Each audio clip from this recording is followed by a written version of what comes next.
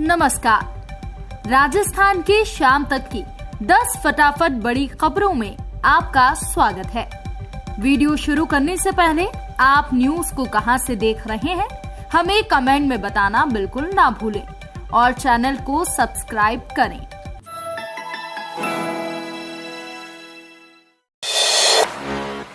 Assistant professor के 300 पदों पर भर्ती टली, आरपीएससी ने कैंसिल किया आवेदन, प्रक्रिया जारी करेगा नई डेट। राजस्थान लोक सेवा आयोग ने मेडिकल हेल्थ एजुकेशन डिपार्टमेंट में assistant professor emergency medicine, genetic medicine, palliative medicine, paediatric nephrology के करीब 300 पदों के लिए आज से होने वाली आवेदन प्रक्रिया कैंसिल कर दी है।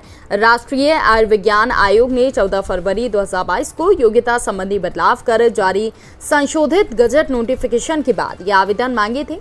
कैंडिडेट को 21 से लेकर 30 अप्रैल की रात 12 बजे ऑनलाइन आवेदन का विज्ञापन जारी किया था, लेकिन अब तक एक भी आवेदन इसमें प्राप्त नहीं हुआ, जिसके बाद आवेदन प्रक्रिया कैंसिल कर दी गई है।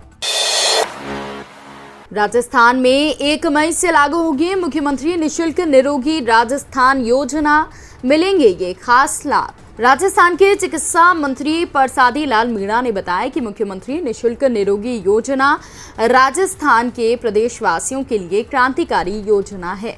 उन्होंने प्रदेश के सभी स्वास्थ्य कर्मियों, मेडिकल और पैरामेडिकल स्टाफ को इस योजना के सफल क्रियान्वयन में भागीदार बनने का आह्वान किया है। उन्होंने कहा कि अप्रैल माह तक प्रदेश में ट्रायल चल रहा है, 1 मई से ये योजना शुरू हो जाएगी। उन्होंने कहा कि इसे एसेंशियल ड्रग की लिस्ट के अलावा दवाओं की जरूरत होने पर अधिकारीगण RMSCL या फिर रेट कॉन्ट्रैक्टर पर दवा खरीद सकते हैं। उन्होंने कहा कि प्रधानमंत्री जन औषधि केंद्र में भी आवश्यकता अनुसार दवाओं का क्रय किया जा सकता है।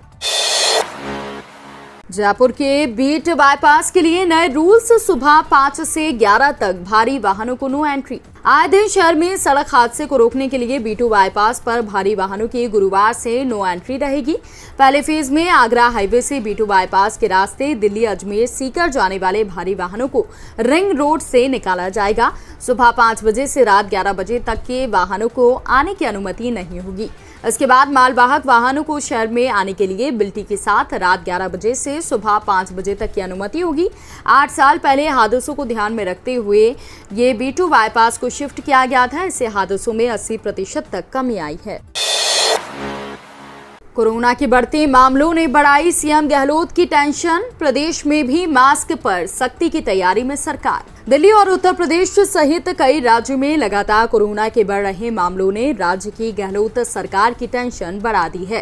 हालांकि राजस्थान में अभी कोरोना के मामलों में वृद्धि नहीं हो रही है, लेकिन पड़ोसी राज्य में कोरोना के बढ़ते मामलों को देखते हुए सरकार भी अलर्ट मोड पर है। मुख्यमंत्री अशोक गहलोत भी लगातार कोरोना के बढ़ते मामलों को लेकर जनता को सचेत कर रहे हैं। दिल्ली, उत्तर प्रदेश और अन्य राज्यों में कोरोना के बढ़ते मामलों को लेकर मुख्यमंत्री सोशल मीडिया पर अपनी बात रख रहे हैं और कहा जा रहा है कि कोरोना को लेकर मुख्यमंत्री जल्द ही उच्च अधिकारियों की बैठक बुलाने वाले हैं और इस पर कोरोना पर नियंत्रण को लेकर एक्सपर्ट के सुझाव मांगे जाएंगे। अपने आप खुलेगा जमीन का नामांतरण, नहीं काटने पड़ेंगे चक्कर।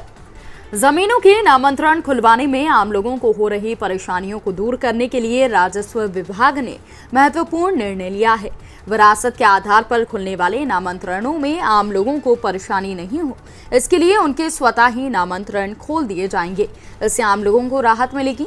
राजस्व मंत्री ने बताया कि परिवार में मुखिया जिसके नाम जमीन का नामांतरण खुला हुआ है, उनकी मृत्यु होने पर परिवार के अन्य सदस्यों को नामांतरण के लिए अधिकारियों और तहसील के चक्कर काटने पड़ते थे।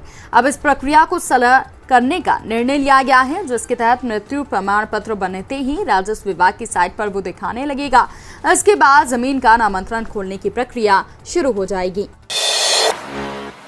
उदयपुर में बन रही 50 मीटर शूटिंग रेंज, आसपास के जिलों के कई खिलाड़ियों को मिलेगा फायदा। उदयपुर में खेल क्षेत्र में लगातार सरकार की तरफ से नए नए आयाम स्थापित किए जा रहे हैं। इससे खिलाड़ियों की प्रतिभा सामने आ रही है। सबसे ज्यादा अभाव की समस्या आदिवासी जिलों में बनी रहती है, लेकिन सुविधाएं यहां पर पहुंच रही हैं। ऐसी ही एक सुविधा उदयपुर में शुरू होने जा रही है। यहां पर 25 और 50 मीटर शूटिंग रेंज बनने जा रही है। शहर के प्रमुख multi sports complex Maharana Pratap Khelgaon में बनेगा। खास बात यह है कि प्रदेश में जयपुर के बाद ये दूसरी शूटिंग शूटिंग रेंज होगी। इसके लिए यहां पर राशि स्वीकृत की गई है और यहां के खिलाड़ी अभी जयपुर पर ही निर्भर हैं, लेकिन यहां पर शूटिंग रेंज बनने के बाद उन्हें आसानी होगी। बदला मौसम का मिजाज, प्रदेश के कई हिस्सों में आंधी के साथ बारिश की चेतावनी। प्रदेश में एक नया पश्चिमी विक्षोभ सक्रिय होने के साथ ही बीते 3 सप्ताह से चल रहे भीषण गर्मी और उमस के दौर से लोगों को हल्की राहत मिली है। आज सुबह से ही करीब 1 दर्जन जिलों में बादलों की आवाजाही के साथ हुई हल्की बूंदाबांदी के चलते न सिर्फ तापमान में हल्की गिरावट दर्ज की गई, वहीं लोगों को गर्मी और उमस से भी राहत मिली। मौसम विभाग के मानिए तो पश्चिमी विक्षोभ राजस्थान में अगले 3 दिन तक सक्रिय रहेगा। इस दौरान जोधपुर, उदयपुर, अजमेर संभाग में जहां मौसम बदलने के साथ हल्की से लेकर मध्यम बारिश की संभावना है, तो जोधपुर, बीकानेर, जयपुर, भरतपुर संभाग में हल्की से लेकर मध्यम दर्जे की बारिश हो सकती है। इस दौरान हवाओं की गति 30 से 40 किलोमीटर प्रति घंटे की रफ्तार से चल सकती है। राजस्थान के 10 जिलों में गहराएगा पानी का संकट, 26 दिनों के लिए बंद होगी नहर। पश्चिमी राजस्थान की प्यास बुझाने वाली इंदिरा गांधी नहर में एक बार फिर पूर्ण नहरबंदी का वक्त आ गया है। 25 अप्रैल से नहर में पानी पूरी तरह बंद हो जाएगा, जो 19 मई तक बंद रहेगा। ऐसे में 26 दिनों में पहले से एकत्र पानी से ही शहरों और गांवों को पानी मिलेगा। इसके बाद पश्चिमी राजस्थान के 10 जिलों में पानी के हालात बिगड़ सकते हैं। बीकानेर, श्रीगंगानगर, हनुमानगढ़, चुरू, जोधपुर, बाड़मेर, नागौर सहित कई जिलों में जल संकट खड़ा हो सकता है। जलदाय विभाग यहां एक दिन छोड़कर एक दिन पानी देने के साथ ही प्रतिदिन पानी की मात्रा भी कम कर सकता है। मुख्यमंत्री अशोक गहलोत ने पीएम मोदी को लिखा पत्र, जल जीवन मिशन की सीमा 2026 तक बढ़ाने का किया आग्रह। राजस्थान के मुख्यमंत्री अशोक गहलोत ने प्रधानमंत्री नरेंद्र मोदी को पत्र लिखकर जल जीवन मिशन को पूरा करने की समय सीमा 31 मार्च 2026 तक बढ़ाए जाने का आग्रह किया है। मुख्यमंत्री अशोक गहलोत ने कहा कि मिशन के शुरुआती दिनों में मार्च से लेकर जुलाई 2020 तक कोविड महामारी के चलते लॉकडाउन में इसकी गति धीमी रही। जल जीवन मिशन में जरूरत के अनुसार काम नहीं हो सका, ऐसे में इसकी सीमा बढ़ाई जाए।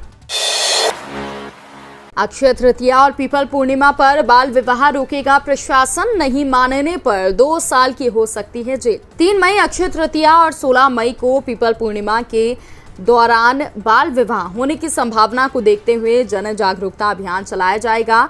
प्रशासन लोगों से बाल विवाह नहीं करने की अपील कर रहा है। बाल विवाह में सहयोग करने पर 2 साल का कठोर कारावास और 1 लाख रुपए तक का जुर्माना लगाया जा सकता है। 18 साल से कम आयु की लड़की और 21 साल से कम आयु के लड़के का विवाह बाल विवाह माना जाता है। बाल विवाह संपन्न कराने वाले पंडित, काजी, हलवाई, कैटरर, टेंट व्यवसायी, प्रोत्साहन करने वाले संरक्षक, अभिभावक और उस दौरान उपस्थित रहने वाले बाराती के साथ रिश्तेदार को भी 2 साल के कठोर कारावास, 1 लाख रुपए की जुर्माने की सजा हो सकती है।